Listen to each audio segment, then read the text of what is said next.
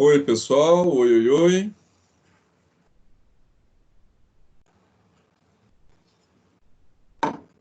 Vamos voltar. Helder, Gescleia, João Pedro, Simone. Oi, Oi, oi. Vamos lá, vamos lá. vamos. Pessoal, olha só. A partir de agora, nós vamos entrar exatamente numa matéria que vai ser muito cobrada de vocês em todas as áreas. Não só direito constitucional, como também direito civil e principalmente em direito penal. Tá? Exatamente para que vocês entendam sobre a validade das normas jurídicas. Ok? Então, muito importante vocês prestarem atenção no que nós vamos falar a partir de agora. Ok? Então, vamos lá. Primeiro,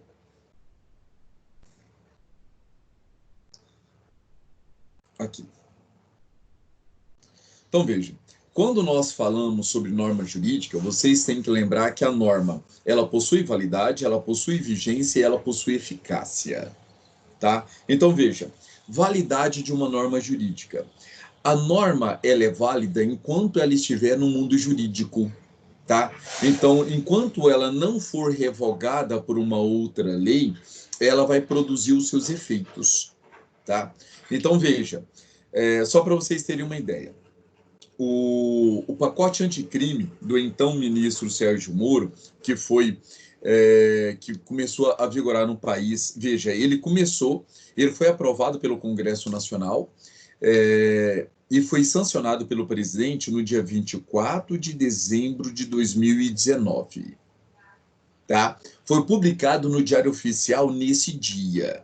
Então, veja, a partir do momento que ele foi publicado, uh, ele já entrou no mundo jurídico, tá? Ele já entrou no mundo jurídico. Ele foi publicado no Diário Oficial, ele já entrou no mundo jurídico.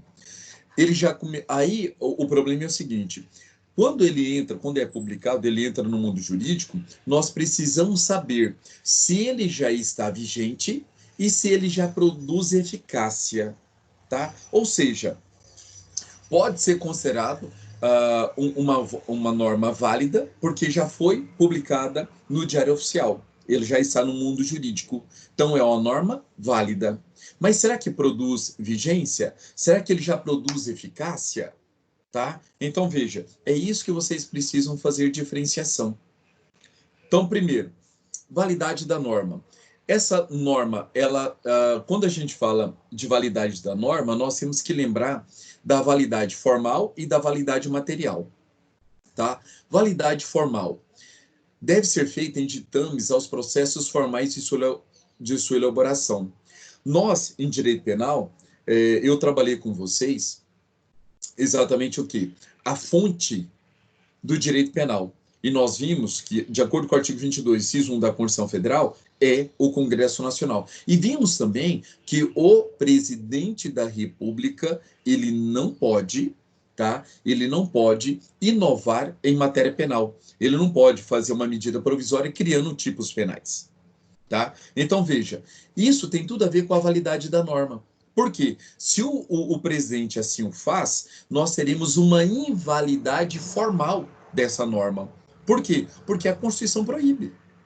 Tá? A mesma coisa sobre validade se diz a respeito do seu conteúdo, que é a validade material da norma. Então, veja, não pode esse conteúdo da norma desrespeitar as normas superiores. Então, imagine vocês que o Congresso Nacional, através de lei ordinária, prevê a pena de morte para quem atentar contra o regime democrático. Então, veja, se o Congresso Nacional aprova uma lei dessa, veja que essa é inválida materialmente. Por quê? Porque ela fere frontalmente a Constituição Federal, fere frontalmente os direitos e garantias fundamentais, em que a única possibilidade de pena de morte no Brasil é no caso de guerra declarada de acordo com o texto constitucional. Tá? Então, lembre-se que, quando nós falamos de validade da norma, mesmo que essa validade a gente afira ali com a publicidade dela, no Diário Oficial, nós temos que lembrar da validade formal e da validade material. Validade formal, a lei tem que ser aprovada, essa norma tem que ser aprovada de acordo com os ditames legais, com os processos legais de legitimação, de quórum, todos os processos legislativos. Tá? E quando nós falamos de validade material, é que esse conteúdo dessa norma não pode afrontar a lei máxima, que é a nossa Constituição Federal. Tá bom? Pois bem, eu vou falar para vocês aqui de noções básicas sobre validade, depois nós vamos na LINDB, a Lei de Introdução às Normas de Direito Brasileiro, tá? Que aí nós vamos analisar como isso funciona na prática. Outra situação, depois que a gente entende que uma norma é válida, nós temos que imaginar a vigência e a sua eficácia, tá? Vigência é a propriedade que as normas jurídicas possuem para gerar efeitos quando ocorrer os eventos por ela descritos, tá? Nós temos duas leis que regulamentam sobre a vigência.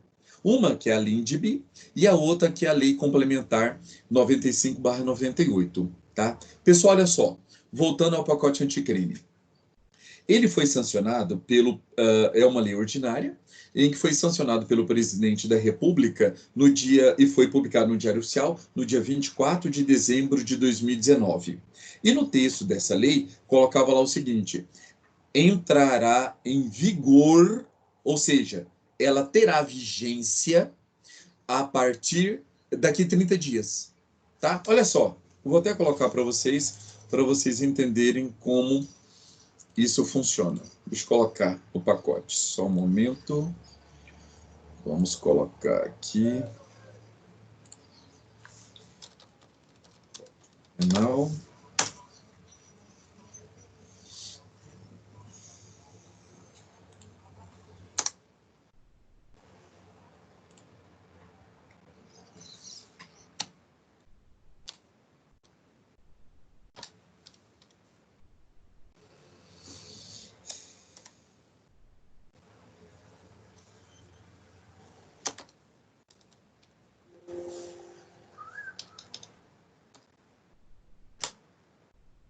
Aqui.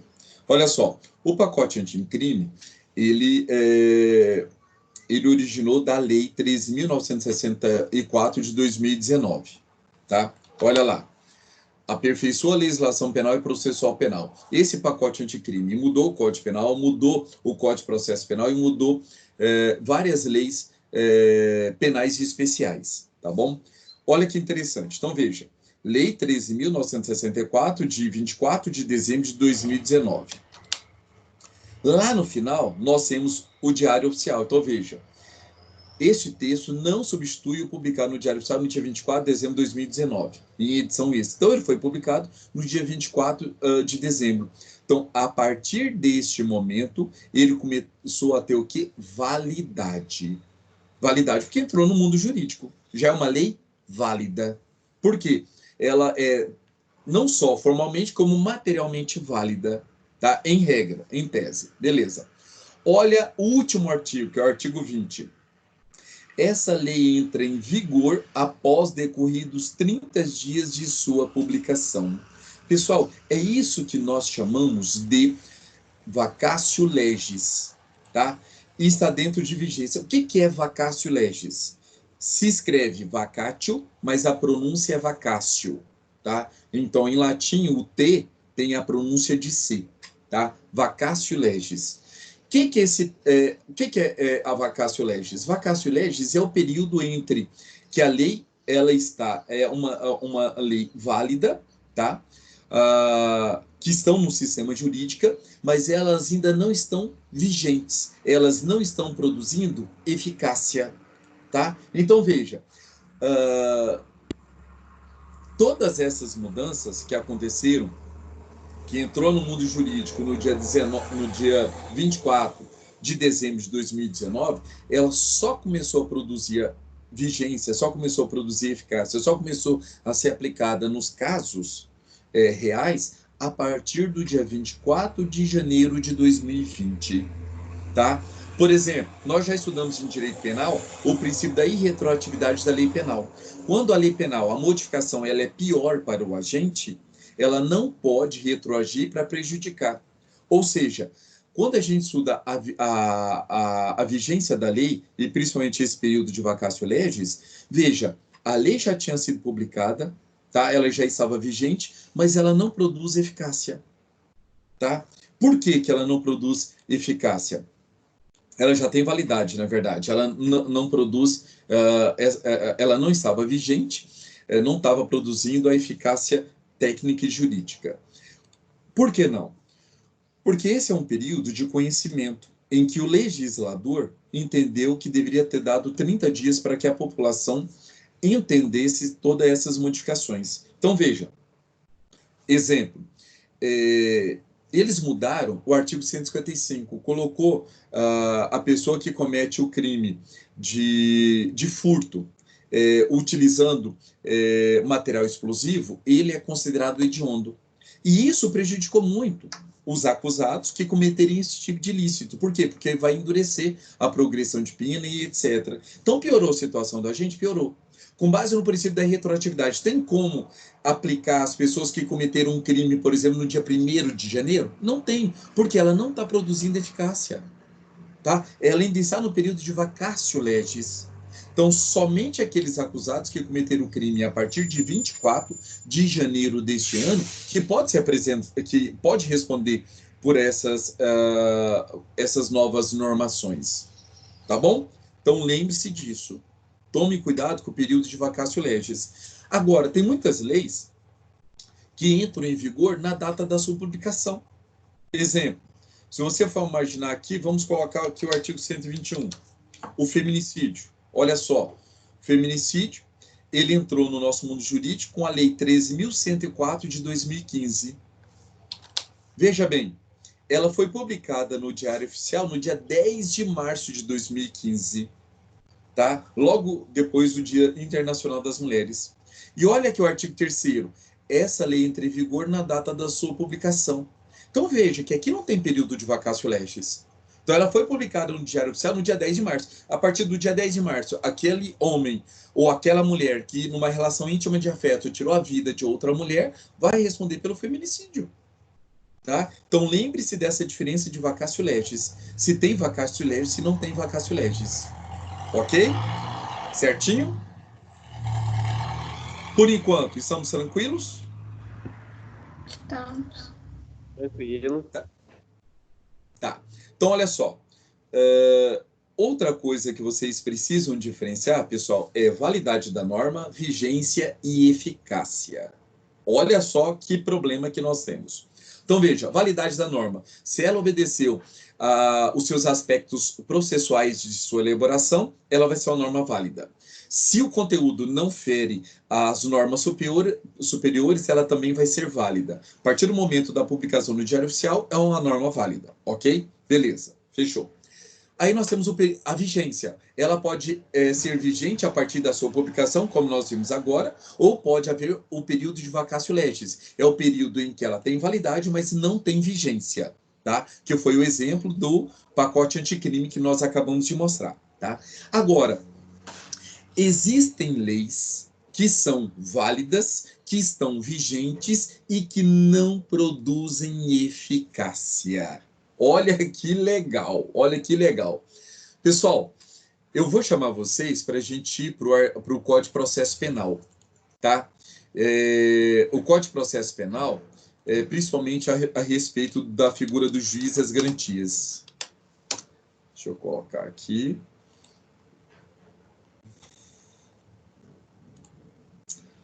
Olha só. Código de Processo Penal. Então, veja, o Código de Processo Penal, que é de 1941, ele já sofreu várias modificações de 1941 para cá. E a última foi o pacote anticrime, tá bom? Olha só o artigo 3º, tá? O artigo 3º-A. Foi instituído também pela Lei 3.964, né? E ele instituiu o quê? O juiz das garantias. O juiz das garantias. Pessoal, o artigo 3º-A, ele criou uma nova figura. Quem que é o juiz das garantias? É um juiz que vai atuar só na fase pré-processual. Ou seja, quando há um cometimento do crime, existe uma fase pré-processual, que é exatamente o inquérito policial, onde o delegado, junto com o seu corpo administrativo, vai tentar elucidar o crime, achar provas da materialidade delitiva e indícios suficientes de quem praticou aquele crime. Tá? Essa é a tarefa principal do delegado. Quando ele termina, ele vai fazer um relatório e vai enviar para o Poder Judiciário. Levando para o Poder Judiciário, o Judiciário ele vai mandar para o Ministério Público, entendendo que tem elementos suficientes, com base no artigo 41 do Código de Processo Penal, ele vai oferecer denúncia. O juiz vai receber essa denúncia e vai determinar a citação do acusado. Esse acusado vai apresentar defesa, aí vai ter todo o processo, onde vai ter audiência una, instrução e julgamento, e no final, as partes vão apresentar suas últimas defesas, né? O Ministério Público vai apresentar a sua última acusação, e a defesa as suas teses defensivas, e ao final o juiz vai ou condenar ou vai absolver, tá? Antes dessa lei, o juiz ele poderia atuar tanto na fase processual como na fase pré-processual, o mesmo juiz, que foi o caso do ministro Sérgio Moro, tá? Que antigamente, quando ele era juiz, discutiu-se muito isso. Por quê? Porque ele estava tendo conversas, tá? Com os delegados, com os promotores, e aparentemente, talvez até mostrando um melhor caminho para que eles fizessem, para que houvesse a condenação depois. E isso, pessoal, repercute muito o quê? Na imparcialidade do juiz, tá? Muito, porque um juiz que participa da prova, da produção de prova, muitas das vezes ele já começa a formar sua convicção antes mesmo de iniciar o processo. Então isso é muito ruim, porque o nosso sistema, vocês vão estudar em processo penal, que nós temos três sistemas acusatórios, três sistemas no mundo. Nós temos o sistema acusatório, o sistema inquisitivo e o sistema misto. A maioria dos países adota o sistema acusatório. Só que o sistema acusatório ele pode ser sistema acusatório puro e sistema acusatório impuro. O sistema acusatório impuro permite que o juiz participe da produção de provas. E o sistema acusatório puro não admite isso, exatamente para preservar a imparcialidade do juiz. E foi exatamente isso que aconteceu com essa lei, tá?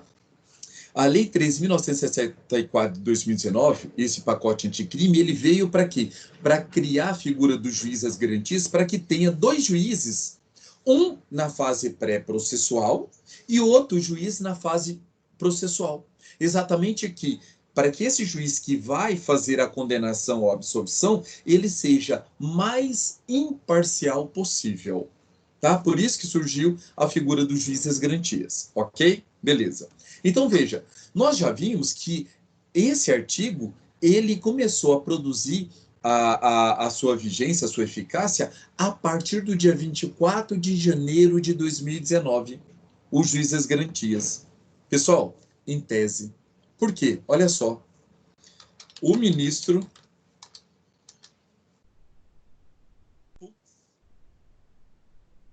suspendeu alguns artigos da lei anticrime, tá? Olha só aqui. Decisão de Fux suspende mais de 3 pontos do pacote anticrime, tá? Só deixa eu ver a data. Olha só. Nessa quarta-feira, veja bem, no dia 22 de janeiro, só deixa eu confirmar se é janeiro. Ah, tá, exatamente. No dia 22 de janeiro. No dia 22 de janeiro, o ministro Luiz Fux, veja, 2 dias antes do artigo 3º começar a produzir toda a sua plenitude, toda a sua eficácia, o ministro do Supremo Tribunal Federal, Luiz Fux, ele faz o quê? Ele suspende a eficácia do artigo 3º-A. Daí de outros pontos. Então, veja, é isso que nós falamos de uma lei válida, uma lei vigente, porque a partir do dia 24 de janeiro ela já está vigente em todo o Brasil, só que aí o ministro Luiz Fux suspende exatamente o que? A sua eficácia. Ou seja, ela não vai regular os casos. Enquanto houver essa suspensão, ela não regula nenhum caso. Então, veja, quando ele fez isso, ele suspendeu também a eficácia do artigo 28. O artigo 28 do CPP, ele foi, como eu vou mostrar agora para vocês, ele foi revogado. O artigo 28 do Código de Processo Penal. Ele está todo riscado, quer ver?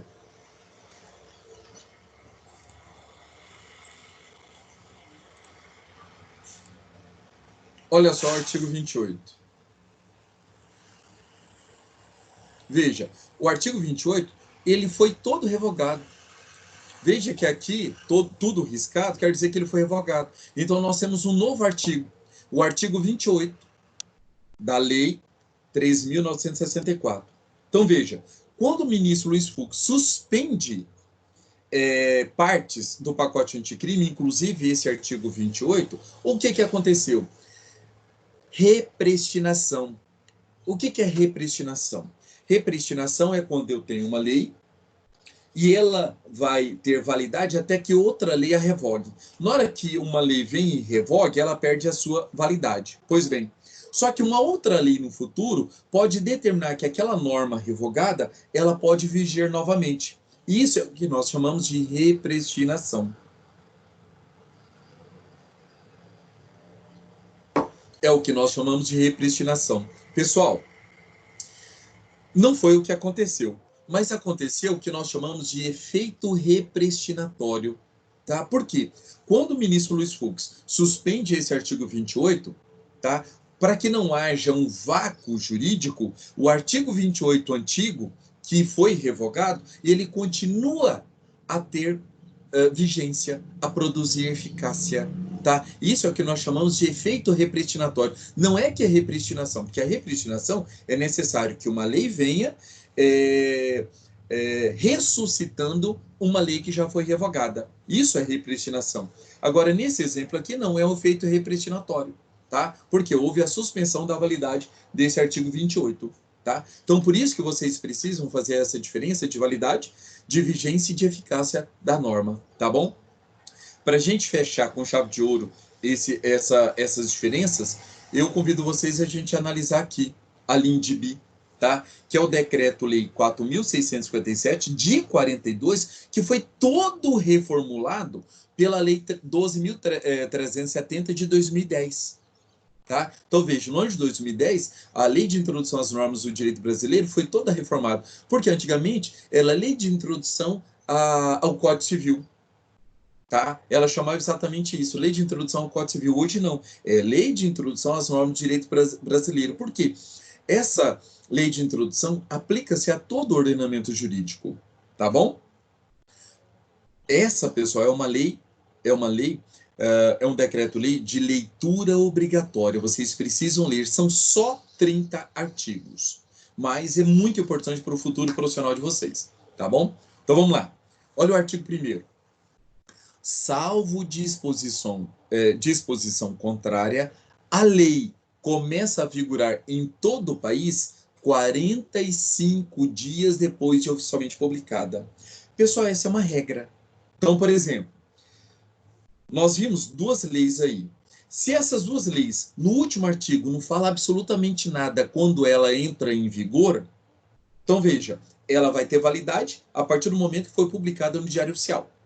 Tá? Ela vai ter validade. Mas ela não vai entrar em vigor. Ela vai entrar em vigor 45 dias depois. Essa é a regra.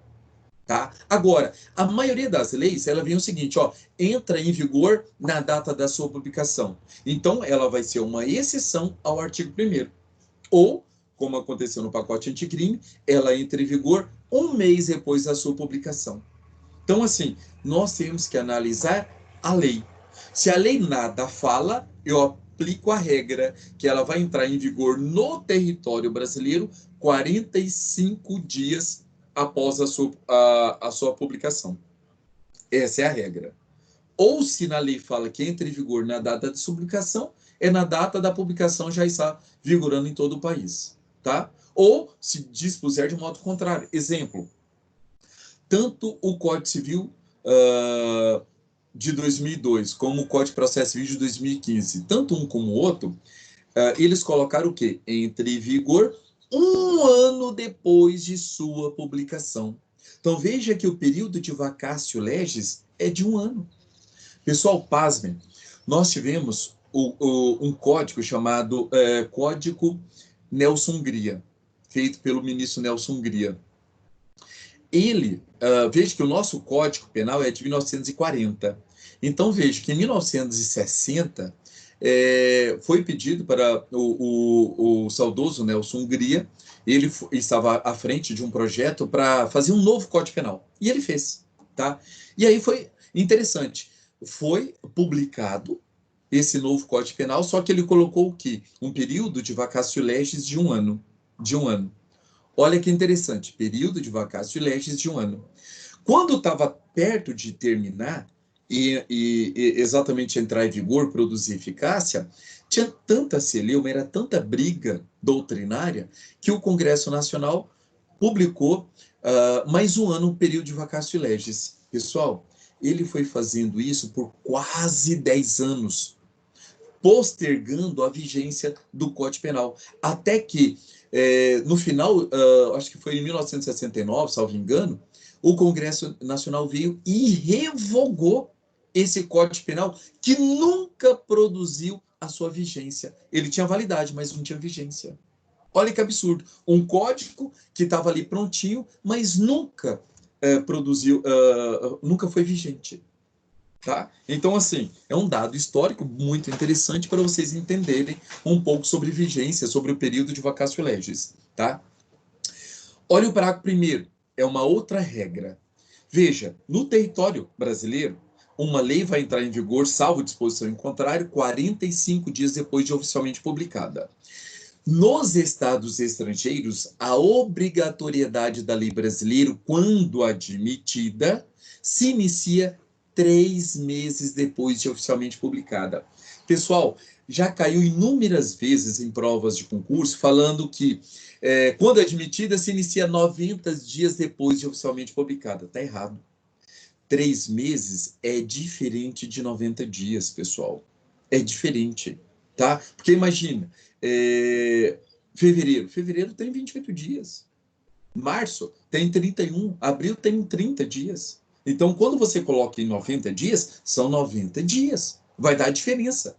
Agora, quando você coloca 3 meses, não importa a quantidade de dias do mês. Tá? Não importa. Então, tome cuidado com isso, com provas de concurso, porque nos estados estrangeiros, quando admitida, ela vai entrar em vigor 3 meses depois. Não é 90 dias, é 3 meses. É só você lembrar. No Brasil, é em dias. Fora do Brasil, é em meses. Tá? Pois bem, olha o parágrafo terceiro. Se antes de entrar em vigor ocorrer nova publicação de seu texto destinada à correção, o prazo deste artigo e dos parágrafos anteriores começa a correr da nova publicação. Então, imagine vocês o seguinte: quando foi sancionado esse pacote anticrime, no dia 24, e foi publicado no Diário Oficial no dia 24 de dezembro de 2019, e entrou em vigor em todo o Brasil no dia 24 de janeiro de 2020, imagine que antes disso, viesse uma nova lei só para corrigir, por exemplo, um erro material de uma lei. Colocou uma palavra lá grafada de forma equivocada. Tá? Então, veja, mesmo nesse caso, a partir do momento em que ela publica novamente, então, se não houver disposição na lei, como é considerada uma nova lei. Então, se não houver nenhuma disposição, vai aplicar a regra geral. Ou seja, ela só vai começar a vigorar no Brasil 45 dias a contar dessa nova publicação. Tá? Se não dispuser de modo contrário. Para a quarta, a correção ao texto de lei já em vigor considera-se lei nova, mesmo que seja correção material, mas considera-se lei nova. Isso cai muito em prova de concurso. Tá? Olha o artigo 2º. Não se destinando à vigência temporária, a lei terá em vigor até que outra modifique ou revogue. O que quer dizer isso? Por exemplo, nós já estudamos no artigo 3º do Código Penal a lei temporária e a lei excepcional. Eles querem criar uma lei excepcional durante a quarentena agora dessa pandemia, o que as pessoas que infringirem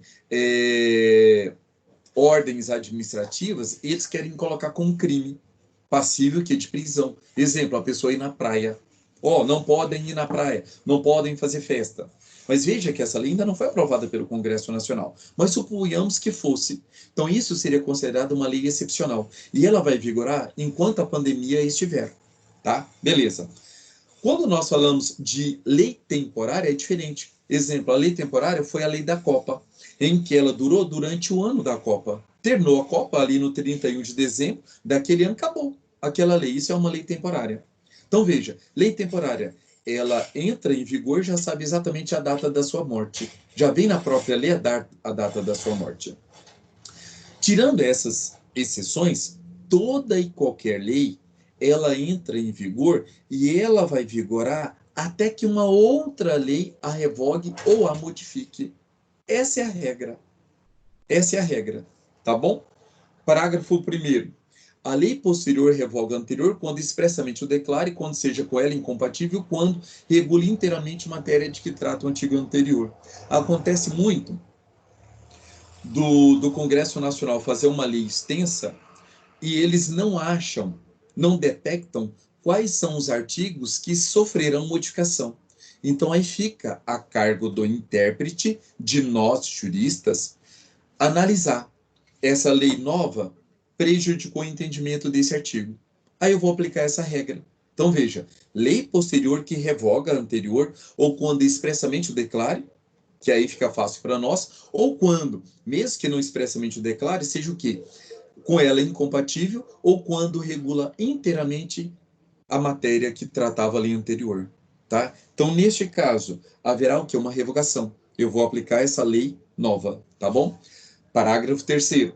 Salvo disposição em contrário, a lei revogada não restaura por ter a lei revogadora perdida sua vigência. Então, olha, que importante esse parágrafo 3º, ó. Salvo disposição em contrário, a lei revogada não se restaura por ter a lei revogadora perdido a sua vigência. Então, isso é uma regra. Então, imagine,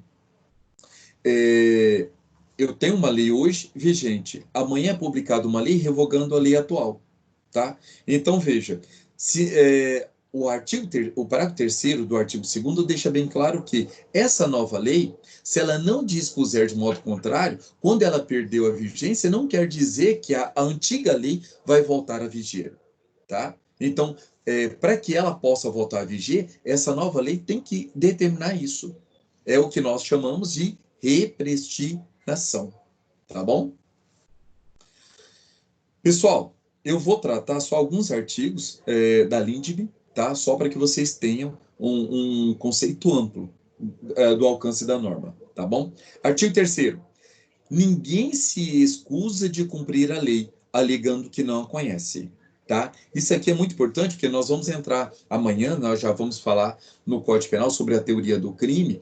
Então, assim, ninguém pode alegar o desconhecimento da lei penal. Falar assim, eu cometi esse crime porque eu não sabia que era crime. Tá? Então, tanto é que isso pode gerar erro de proibição. Tá? No Código Penal, nós temos 3 erros: erro de tipo, erro acidental e erro de proibição. O erro de proibição é exatamente esse, é o desconhecimento da lei. Então, veja que o artigo 3º da LINDB deixa bem claro que ninguém se excusa de cumprir a lei alegando que não a conhece. Por quê? A partir do momento que é publicado no Diário Oficial, presume-se, há uma presunção, tá, de que todo mundo conhece a lei. Ok?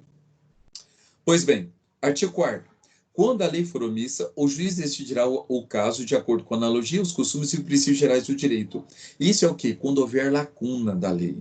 Tá? Então, o juiz vai analisar da analogia, dos costumes e princípios gerais do direito.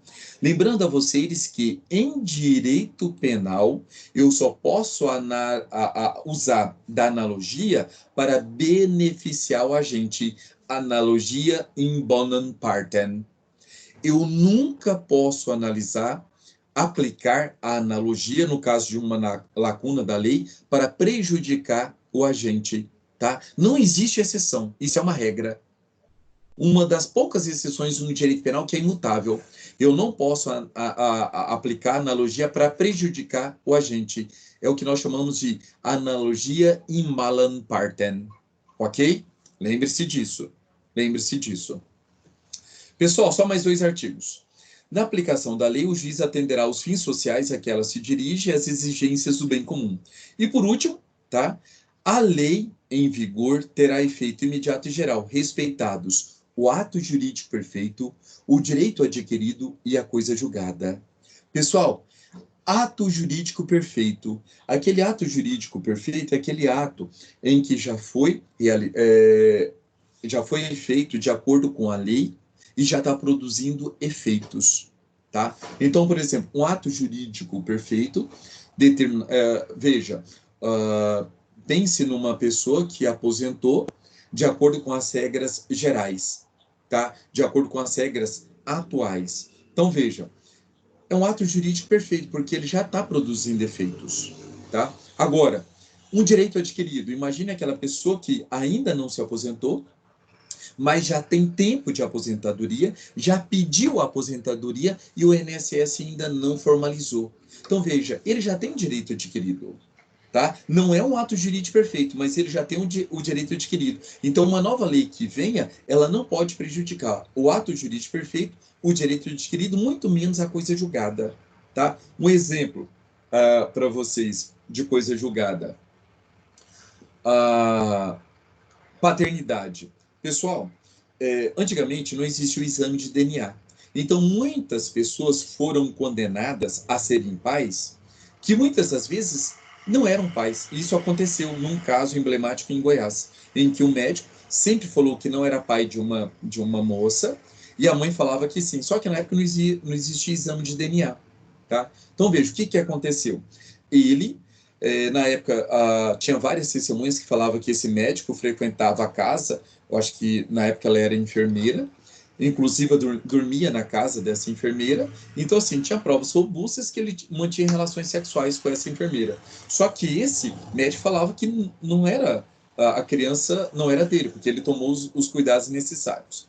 Pois bem, o juiz local condenou, julgou procedente a investigação de paternidade, e ele foi condenado, começou a pagar a pensão. E ele recorreu para o TJ, recorreu para o STJ, recorreu até o STF. E ele perdeu. Pois bem, anos depois, surge o exame de DNA. E esse médico entra com uma ação negatória pedindo um novo exame de DNA e a mãe, boba, aceitou fazer o exame de DNA, porque ela não precisava, porque é coisa julgada.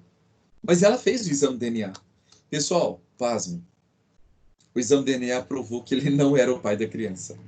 E aí, com isso, ele entrou e pediu para parar com o pagamento de pensão e etc. Pessoal, isso chegou novamente ao Supremo Tribunal Federal. E o Supremo julgou o quê? Falou, olha, é coisa julgada.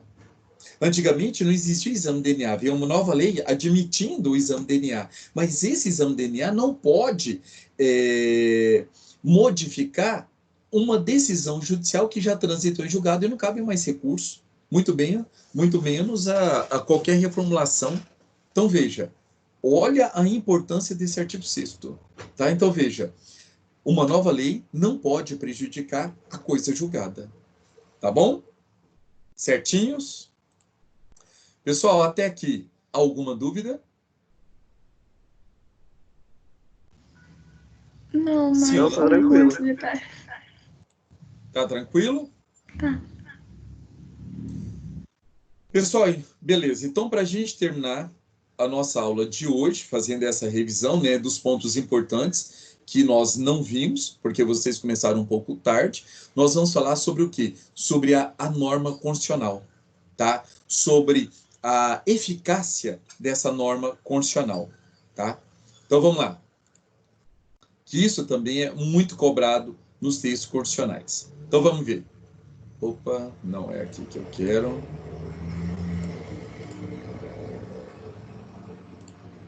Agora sim. Então, veja. Norma constitucional. Então, veja. O que são normas constitucionais? São todas as normas inseridas no texto da Constituição. Então, essas normas constitucionais, elas são classificadas como normas formalmente constitucional ou forma materialmente constitucional.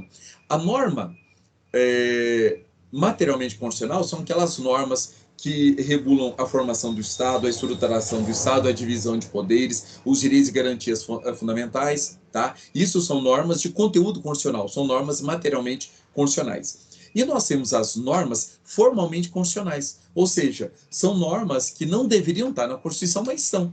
Como lá, falando sobre o Colégio Dom Pedro II, lá no Rio de Janeiro. Tá? Então, veja, é uma norma que não tem nada a ver com a Constituição. Mas, como está no texto constitucional, nós falamos que são normas formalmente constitucionais, ok? Agora, todas as normas na Constituição, elas têm eficácia plena e eficácia imediata? Essa é uma discussão que se travou. E o professor que sobressaiu nisso foi o professor José Afonso da Silva. Ele fez um trabalho maravilhoso a respeito de eficácia das normas constitucionais, que a maioria dos doutrinadores o seguem, tá? Fazendo ali algumas modificações, mas o trabalho dele, do José Afonso da Silva, foi brilhante, tá? Então, veja, é isso que nós vamos trabalhar agora. Então, as normas constitucionais, elas podem ser classificadas como o quê? Normas de eficácia plena, tá? Normas de eficácia contida, redutível, restringível, de integração reduzida. Lembrando a vocês que o professor José Afonso só falava em eficácia contida. Aí tem vários doutrinadores que falam norma redutível, restringível, de integração reduzida. Então saibam que é a mesma coisa, tá? E nós temos também normas de eficácia limitada. Pessoal, é muito importante vocês fazerem a diferenciação de todas essas normas, tá bom? Então, primeiro, o que são normas constitucionais de eficácia plena, tá? São normas, pessoal, de aplicabilidade imediata. São normas que não precisam de regulamentação, tá? São normas altamente compreensíveis. Altamente compreensíveis. Por exemplo, como na Constituição fala que Brasília é a capital federal, pronto. Brasília é a capital da República Federativa do Brasil. Não precisa de regulamentação, tem aplicabilidade imediata. Tá? Então, veja, isso é considerado o quê? Norma de eficácia plena. O direito à vida é uma norma de eficácia plena. Tá? Não precisa de regulamentação. Ok? Pois bem, norma de eficácia contida, também chamado por alguns doutrinadores de redutível, restringível, de integração reduzida. Pessoal, ela é de aplicação imediata igual à eficácia plena.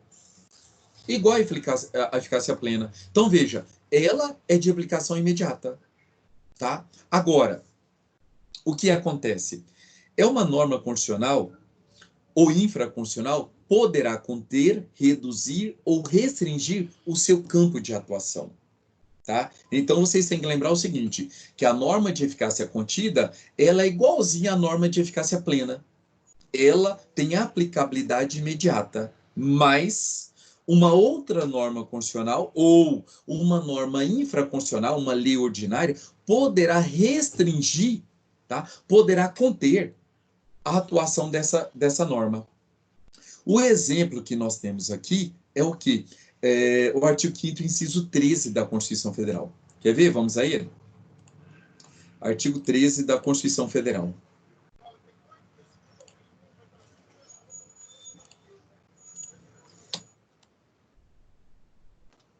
Olha lá, o inciso 13. A Constituição fala que é livre o exercício de qualquer trabalho, ofício ou profissão. Pessoal, norma de... até aqui, olha só, se fosse até aqui, ela seria considerada o quê? Uma norma de eficácia plena. Por quê? É livre o exercício de qualquer trabalho, ofício ou profissão. É livre. É livre. Ok, pois bem. Só que a norma coloca exatamente o quê? Atendidas as qualificações profissionais que a lei estabelecer. Então, veja que uma outra norma constitucional ou uma lei ordinária, até lei complementar, pode restringir o exercício do trabalho, ofício ou profissão. Então, nesse caso, ela se torna o quê? Uma norma constitucional de eficácia contida, restringível, porque ela pode sofrer limitação. Tá? E é exatamente o que acontece, por exemplo, hoje com a OAB. Pessoal, a OAB, para você ser advogado, não basta você ser bacharel em direito, não basta você ter o diploma de graduação em direito. É necessário que você passe na prova da OAB, nas duas fases da OAB. Então veja que uma lei ordinária veio e falou, ó, todo profissional do direito, para ser considerado advogado, para exercer advocacia, é necessário passar pela prova da OAB. Então veja que uma lei veio e restringiu o trabalho. Tá? A mesma coisa, eles estavam querendo fazer isso com o quê? com a medicina. Então, veja, toda e qualquer profissional da área médica, ele precisa, para exercer, além de formar, ele precisa ter o seu CRM, tá? Mas eles queriam que fizesse uma prova igual ao OAB, só que até hoje não passou. Mas tem que ter o CRM? Tem que ter. Tá? E qualquer outro profissional, um engenheiro, e por aí se vai. Eles precisam estar regularmente matriculados, o quê? No seu sindicato, no seu órgão de representação. Tá? Se não tiver, igual, por exemplo, os enfermeiros, precisam disso. Se os enfermeiros não tiverem no seu órgão respectivo, tá? Eles não podem exercer a enfermagem. Então, veja que isso é uma norma de eficácia contida. Uma norma de eficácia contida. Ok? Vamos lá. Continuando. Outra situação é a norma constitucional de eficácia limitada, tá? Pessoal, ela já difere da contida e da plena porque ela não tem aplicabilidade imediata. A eficácia limitada é de aplicabilidade imediata. Ela depende de regulamentação. Tá? Ela depende de regulamentação. Um exemplo, o artigo 5º, inciso 7 da Constituição Federal.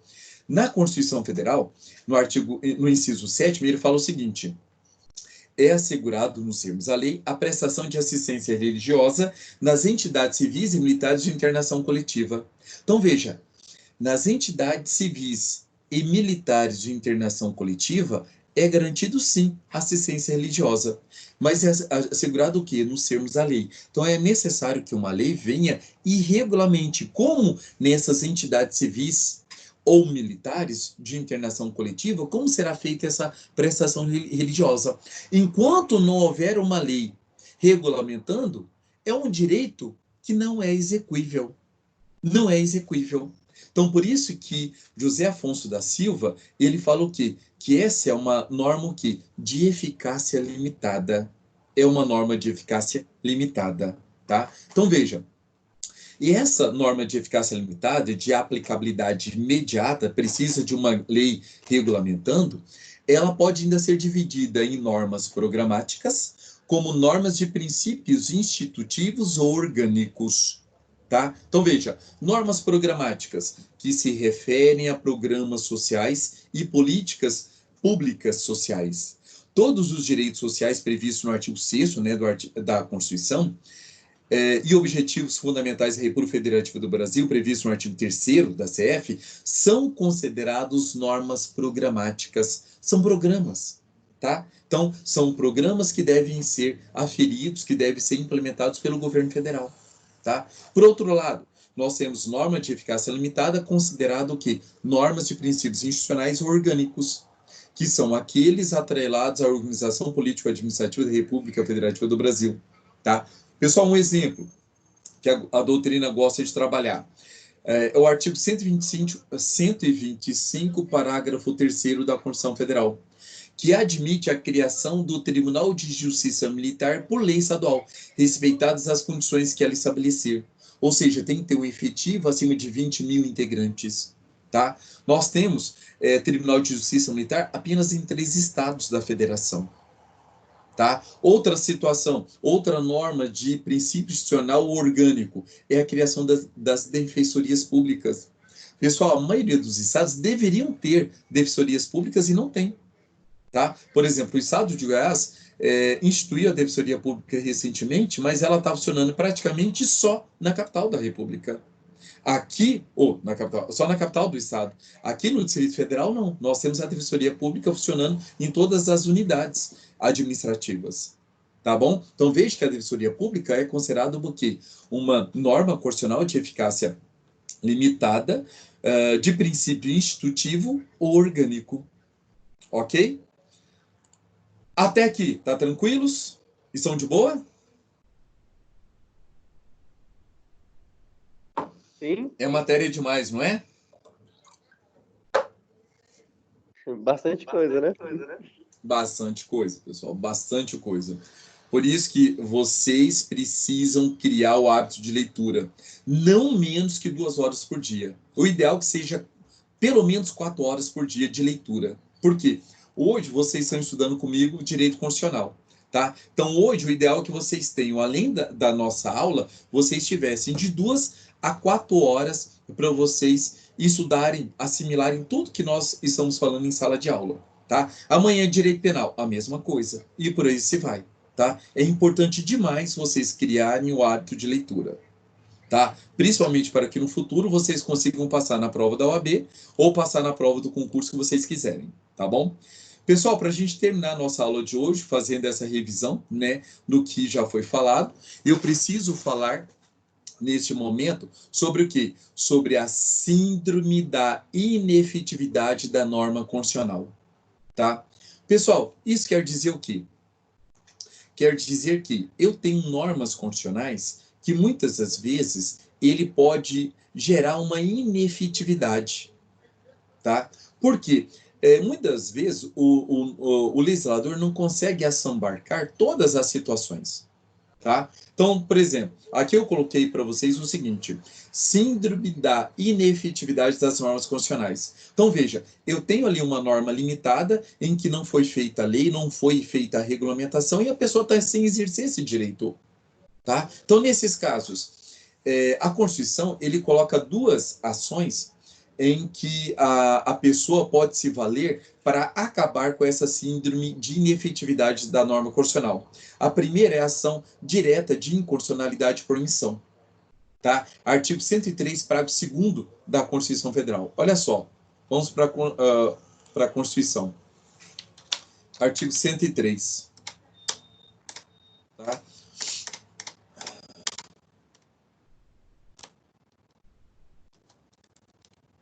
Veja, podem propor ação direta de constitucionalidade e ação declaratória de constitucionalidade. Olha o parágrafo 2º.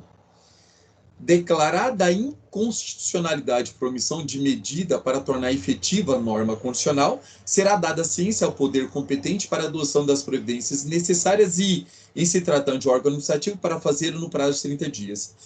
O que isso quer dizer? Quer dizer, pessoal, que muitas das vezes o Congresso Nacional deve agir para regulamentar determinada matéria e não faz, fica omisso. Então, é possível a adoção da ação declaratória, ação de inconstitucionalidade por omissão, exatamente para falar para o Congresso Nacional, você está em mora. Então, você precisa regulamentar essa situação. Ou, se for um órgão administrativo, esse órgão administrativo terá o prazo de 30 dias para regulamentar. Se não regulamentar, o Supremo vai fazê-lo. Tá? O Supremo vai fazê-lo. Então, veja, isso é ação declaratória de inconstitucionalidade por omissão, um ADI por omissão. Agora, nós temos também o famoso mandado de injunção, tá? Que está no artigo 5º, inciso 71 da Constituição Federal. E é uma forma de controle difuso de constitucionalidade e de regulamentar. Ou melhor, e tem também até a Lei 13.300 de 2016, que regulamenta o mandado de injunção. O que fala esse inciso 71 da Constituição Federal?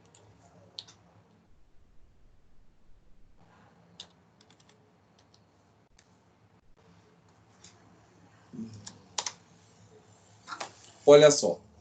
Conceder-se-á mandado de injunção sempre que a falta da norma regulamentadora torne inviável o exercício dos direitos e liberdades constitucionais e das prerrogativas inerentes à nacionalidade, à soberania e à cidadania. Tá? Então, veja que tanto a ação direta de constitucionalidade por omissão como mandado de injunção são ações postas exatamente para acabar com essa síndrome de inefetividade da norma constitucional.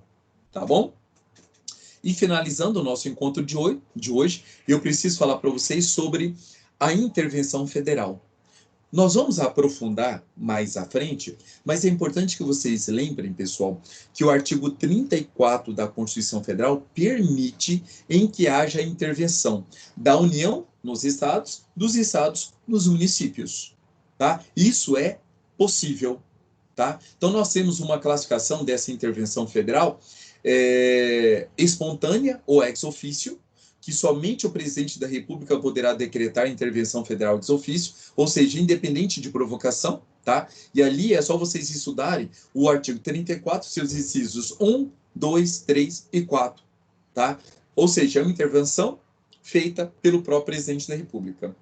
Nós temos também a intervenção provocada. Essa intervenção provocada, ela pode ser por solicitação, por requisição ou por representação. A intervenção federal provocada por solicitação está no artigo 34, inciso 4 da Constituição Federal, que recai sobre os poderes legislativo, tá, e o executivo, ok? Já a requisição tem um único caso, que é o artigo 36, inciso 1 da Constituição. Verifica-se, olha, interessante, no caso de coação ou impedimento que fira a garantia do livre exercício de qualquer dos poderes na unidade da federação, previsto no artigo 34, inciso 4 da Constituição, que recai sobre o Poder Judiciário. Então, isso é sobre intervenção federal provocada por requisição, ok? E temos um último caso, que é a intervenção federal provocada por representação, tá? Que o único legitimado é o Procurador-Geral da República, tá? No artigo 36, inciso 3º, tá? Verifica-se a necessidade de representação do Procurador-Geral da República e provimento do Supremo Tribunal Federal em ação direta de inconstitucionalidade interventiva, no caso de ofensa aos princípios constitucionais sensíveis, previsto no artigo 34, inciso 7. Pessoal, o artigo 34, inciso 7 da Constituição Federal é onde nós encontramos os princípios constitucionais sensíveis. Então, veja, a União não intervirá nos estados, nem no Distrito Federal, exceto no quê? Olha, inciso 7, para assegurar a observância dos seguintes princípios constitucionais. Primeiro, forma republicana, sistema representativo e regime democrático. Tá? Isso é considerado o quê? Princípio constitucional sensível. Letra B, direito da pessoa humana. Terceiro, autonomia municipal. E o último, prestação de contas à administração pública direta e indireta. Então, se você já comprou o seu vade-mecum, você pode pegar no artigo 34, no inciso 7º, e escrever lá, princípios constitucionais sensíveis. Princípios constitucionais sensíveis. Ou seja, é possível sim a intervenção. Tá bom? E o artigo 35 da Constituição Federal permite a intervenção dos estados nos municípios. Ok? Pessoal, eu precisava fazer essa revisão das unidades 1 e das unidades 2, porque são informações muito importantes que vocês precisavam ter ouvido. Para quê? Para que a partir de agora, tudo que nós falarmos das unidades 3 e 4, tá? Então, veja, para a nossa prova cairão as unidades 3 e 4. Então, na semana que vem, eu já passei para vocês, principalmente porque muitas das vezes você quer ter acesso ao AVA e talvez está congestionado, ainda mais nesse período de quarentena, em que todo mundo está usando a internet, então tá terrível. Não importa a quantidade de megas que vocês tenham, mas o acesso à internet está muito ruim, está precário. Então pode cair. Então, para evitar de qualquer problema, eu já peguei os livros e já coloquei no WhatsApp. Tanto o livro de direito constitucional como o livro de direito penal, tá bom? Então veja, a partir da semana que vem, nós vamos entrar na unidade 3, tá? E aí, na semana que vem, eu vou fazer a divisão, porque, pessoal, nós temos até a nossa prova só mais 4 encontros. Deixa eu ver se é 4 a 5 encontros mesmo. Só um momento. Deixa eu ver aqui. Mês de maio, tá?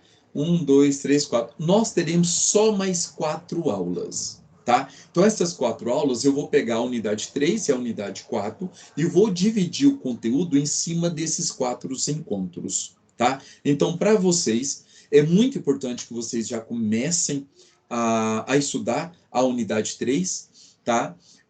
A seção 1 e a seção 2, porque é o que nós vamos trabalhar na semana que vem, tá? E, pessoal, vocês não estão participando, tá?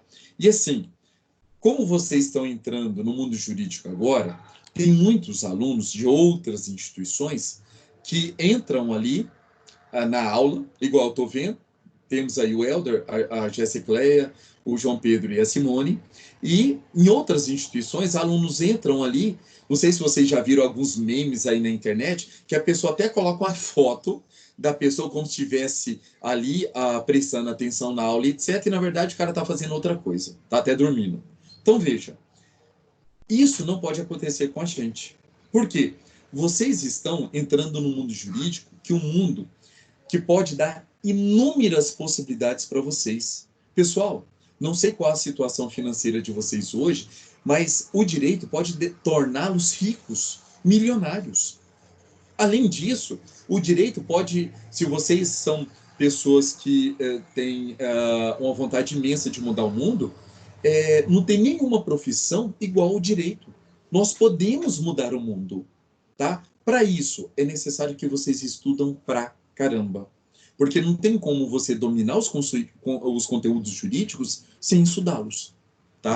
Então, por isso que, a partir da semana que vem, eu espero que vocês participem das nossas reuniões de forma muito mais atuante, porque vocês não estão apresentando dúvida nenhuma.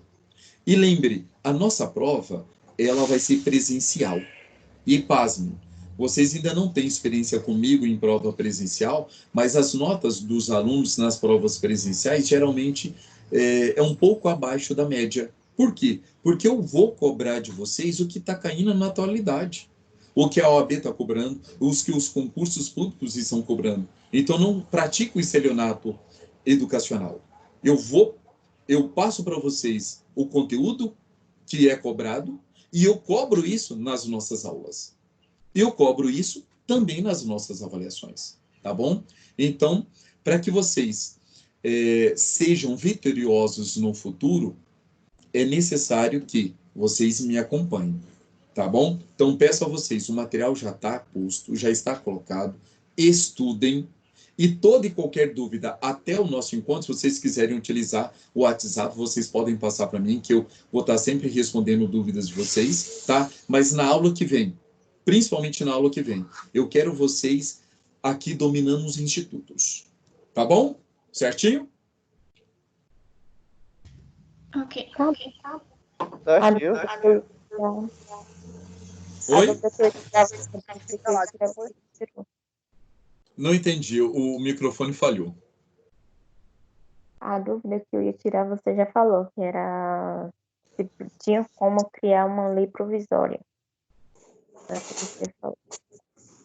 Ah, tá. Você fala as questões lá do trem, sim. Pessoal, olha só.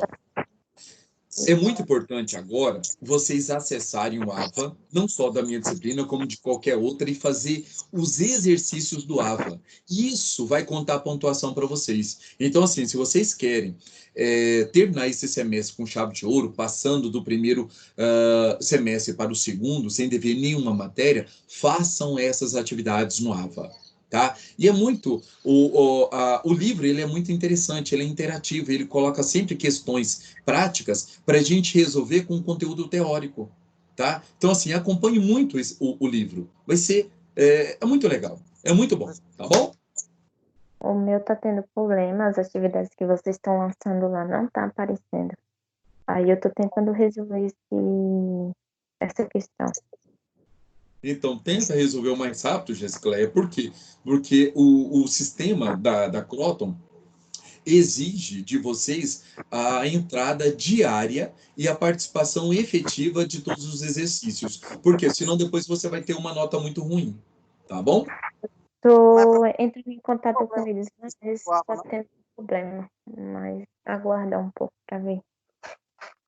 Ótimo, mas assim, entra, liga lá no DCA, veja qual é a pessoa que você possa conversar diretamente lá para resolver essas pendências, porque assim, vocês têm que entrar no AVA todos os dias, tá bom? Tá bom. Mais alguma dúvida? Não, da minha parte não. Que ótimo, então. Não, Pessoal, professor, oi, pode falar, João. é eu, Helder. Ah, fala, Helder. Fiquei quietinho, né? Aí só tava ouvindo. Fala lá, Helder. Se eu te falar, o problema desse que tá tendo no AVA aí, que o bicho é ruim demais pra gente acessar, moço. Eu não sei se tá tendo problema lá, porque É difícil, viu? Eu não consigo acessá-lo. Então, Helder, faz o seguinte, toda vez que você for tentar acessar e acontecer alguma coisa, tira um print do seu celular ou do seu computador e envia para o pessoal do DCA para eles resolverem, tá? Porque, ou se você tiver problema também, pode até enviar para mim, que eu envio para a coordenadora, vocês têm o acesso também à coordenadora, passa para a coordenadora para resolver isso. Por quê? Nós temos, pessoal, só mais um mesinho de aula. Tirando essa semana, só temos o mês de maio. Então, assim, é muito importante que vocês corram atrás agora. Então, deu algum problema, não está conseguindo, tira o print e manda para a coordenadora para ver o que pode ser feito para resolver a pendência, tá bom? Ah, não, tranquilo. Então, ótimo, então. Pessoal, então, em direito constitucional, a semana que vem a gente volta com corda total, mas não esqueçam da aula de amanhã de direito penal. Pessoal, nós vamos entrar na teoria do crime. É a teoria maravilhosa, uma teoria cheia de galhos, uma teoria cheia de pormenores, tá? Se você ainda não teve tempo, e se você não tiver acesso ao AVA, eu já coloquei o material para vocês já têm um livro, já leiam a parte inicial ali da unidade 3, que eu não vou fazer revisão, nós já vamos entrar na unidade 3, tá? Vocês podem entrar no YouTube e colocar lá a teoria do crime e começar a assistir aulas de outros professores, porque é muito complicado a teoria do crime. Se vocês não estudarem com afinco, com paixão, vocês nunca vão dominar o direito penal. Tá? Então é muito importante, a partir de agora, dar um enfoque primordial para a teoria do crime. Tá? Então, mesmo que o AVA não funcione, entre no YouTube, pega no WhatsApp, que eu já coloquei o livro, e assistam várias aulas sobre a teoria do crime, porque amanhã o bicho vai pegar. Tá bom? Ui! Fala isso não, professor. Fala isso não. Só vou avisar para vocês o seguinte. Vocês não me conhecem, mas principalmente ali no Instagram, você pode ver alguns comentários. A maioria dos alunos que foram meus alunos de direito penal, hoje estão prestando concurso para delegado federal, estão prestando concurso para juiz, estão prestando concurso para promotor e lembram das minhas aulas e estão acertando as questões. Tá? Então, assim, por quê? Eu exijo muito de vocês. Mas, pessoal, eu exijo de vocês para quê? Para quando vocês forem fazer as provas, vocês não tenham nenhuma dificuldade. Gente, só para vocês terem uma ideia, aqui no DF, hoje, a defensora pública geral do DF, o nome dela é Maria José, esqueci o sobrenome dela, é Maria José de Nápoles. Maria José de Nápoles. Ela foi minha aluna. Hoje, ela é a procuradora-geral da Defensoria Pública no DF.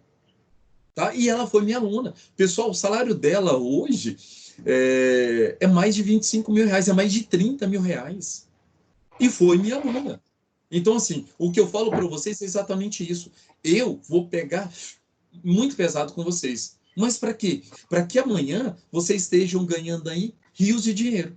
Tá bom? Só que eu preciso que vocês tenham essa paixão pelo direito, essa paixão pelo direito constitucional, essa paixão pelo direito penal. Porque é assim que vocês vão conseguir reter todo o conhecimento que seja necessário. Certinho? De boa. Então, beleza. Então, teoria do crime para amanhã.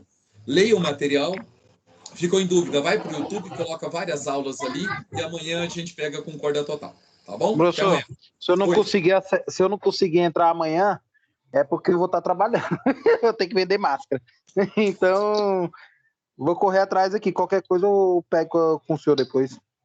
Então, Helder, eu falo para as pessoas iguais a você, que são pessoas autônomas e estão sofrendo pra caramba aí com a pandemia e precisam sobreviver, vocês não podem também deixar de ter conhecimento. Então, assim, o que eu te aconselho é o seguinte: você tem celular, pega um fone de ouvido, igual, enquanto você estiver dirigindo de um local para outro, mesmo que você esteja ali no volante, coloca, por exemplo, uma aula sobre a teoria do crime e coloca o fone de ouvido ali ou coloca no seu carro. Por quê? Para você não perder tempo. Porque você vai estar trabalhando, mas você vai estar ouvindo informações. Então, assim, pessoas iguais a você... eu cito, não vou nem dar o meu exemplo, vou citar o William Douglas. que ele passou para concurso para juiz federal, em primeiro lugar, para juiz em vários concursos. E como ele conseguiu isso? Ele ralava igual a gente. Só para você ter uma ideia, as histórias dele, ele de um local, da casa dele para o serviço, ele demorava mais de 2 horas só de ônibus.